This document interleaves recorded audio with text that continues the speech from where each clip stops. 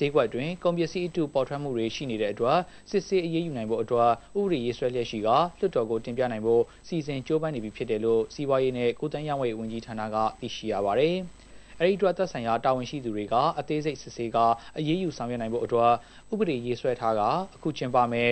တတိယအကြိမ်လွှတ်တော်မှာတင်ပြသွားမယ်လို့သိရှိရပါတယ်။ဒါပြင်အရက်တုထုတ်လုပ်မှုတွေဟာပြည်တွင်းကနေပဲထုတ်လုပ်ခါဖြန့်ဖြူးနေတာဖြစ်ပြီးတော့တုံးဆွဲသူတွေအနေနဲ့လည်းအတုကိုဝယ်ယူသုံးစွဲမှုကြာမြင့်လာတဲ့အတွက်ပစ္စည်းအစ်စ်ကိုတော့မသိရှိတော့ပဲပစ္စည်းတုသုံးစွဲမှုကျယ်ပြန့်နေတာဖြစ်တယ်လို့သိရပါတယ်။အခုကဈေးကွက်အတွင်းအရက်တုဆေးဝါးတုနဲ့စိုက်ပျိုးရေးသုံးဆေးတုတွေပါဝင်ရောက်နေပြီးတော့သုံးဆွဲသူတွေအတွက်ကျန်းမာရေးအရာထိခိုက်မှုတွေစိုက်ပျိုးရေးလုပ်ငန်းတွေမှာထိခိုက်မှုတွေကြုံတွေ့နေရတာဖြစ်ပါတယ်။ဒီလိုအတုပေါ်ထွက်သုံးဆွဲမှုတွေနဲ့ပတ်သက်ပြီး AR တိုင်းဒေသကြီးမှာအများဆုံးတွေ့ရှိနေတာဖြစ်ပြီးတော့စကိုင်းတိုင်းဒေသကြီးမှာလည်းတွေ့ရှိရတယ်လို့သိရပါတယ်။အဲဒါကြောင့်ပစ္စည်းတုတွေနဲ့ပတ်သက်ပြီးစစ်ဆေးအရေးယူဖို့အတွက်သက်ဆိုင်ရာတာဝန်ရှိသူတွေအပြင်ဈေးဝယ်စင်တာတွေကတာဝန်ရှိသူတွေကလည်းပူးပေါင်းပါဝင်ဖို့လိုအပ်တာဖြစ်ပါတယ်။ဒီလိုစစ်ဆေးအရေးယူမှုတွေကိုလည်းပြည်내နဲ့တိုင်းဒေသကြီးအလိုက်တာဝန်ရှိသူတွေကပူးပေါင်းဆောင်ရွက်မှာဖြစ်ပြီးတော့ဥပဒေထွက်ရှိလာတာနဲ့တပြိုင်နက်စစ်ဆေးအရေးယူမှုတွေကိုအမြန်ဆုံးအကောင့်ထဲပေါ်ဆောင်ရွက်သွားမှာဖြစ်တယ်လို့တင်ပြရရှိပါရခင်ဗျာ။